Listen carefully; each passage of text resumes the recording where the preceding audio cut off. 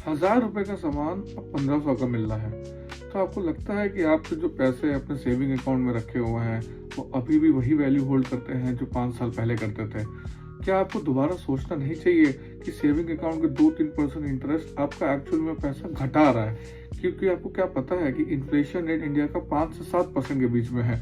तो अगर आप 5 से 7% ईयर ऑन ईयर उसको नहीं बढ़ाते हैं तो आपका पैसा एक्चुअली में घट रहा है, क्योंकि आज ₹1000 वाली मिलने वाली चीज 5 साल बाद 1500-2000 की बिकेगी, तो आपकी वो वैल्यू उतनी होल्ड नहीं करती है।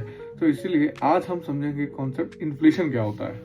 चलिए समझते हैं इन्फ्लेशन बढ़ने के कुछ इंपॉर्टेंट रीजंस।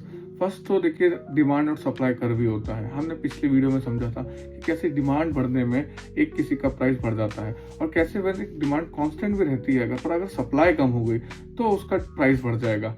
और तीसरा कारण ये होता है कि मान लीजिए गवर्नमेंट ने बहुत सारा पैसा मार्केट में इन्फ्लक्स कर दिया, अब लोगों के पास बहुत सारा पैसा है खर्च करने को, तो अपने आप ही लोग ज्यादा से ज्यादा चीजों की डिमांड करना शुरू कर देंगे, तो उससे होगा क्या, फिर से प्राइसेस हाई हो जाएंगी। तो ये 3 मेन रीजन होते हैं। चौथा रीजन ये भी हो सकता है कि मान लीजिए कि जो इम्पोर्ट पहले किसी चाइना से या फिर यूएस से करते हैं तो उन्होंने टैरिफ बढ़ा दिया या फिर उन्होंने प्राइस बढ़ा दिए, तो उससे भी हमारी महंगाई बढ़ सकती है। तो ये प्रमुख कारण है इन्फ्लेशन बढ़ने के।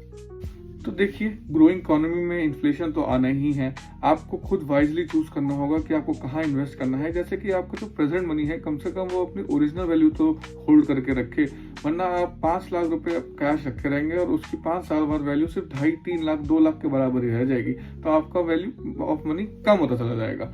चलिए अगली वीडियो में हम बात करेंगे कि इन्फ्लेशन के मेरिट्स और डीमेरिट्स कैसे होते हैं, और इन्फ्लेशन के बारे में और आपको जानना है तो एक इन्फ्लेशन ना बढ़ने की वजह से जो प्रॉब्लम आती है जो कि चाइना में फेस हो रही है उसके ऊपर मैं ऑलरेडी वीडियो बना चुका हूँ, वो जाके आप जरूर चेकआउट कर सकते हैं। सब्सक्राइब और लाइक जरूर करिएगा, फॉलो भी करिए हमारे इंस्टा पेज को। थैंक यू, मिलते हैं आपसे नेक्स्ट वीडियो पे।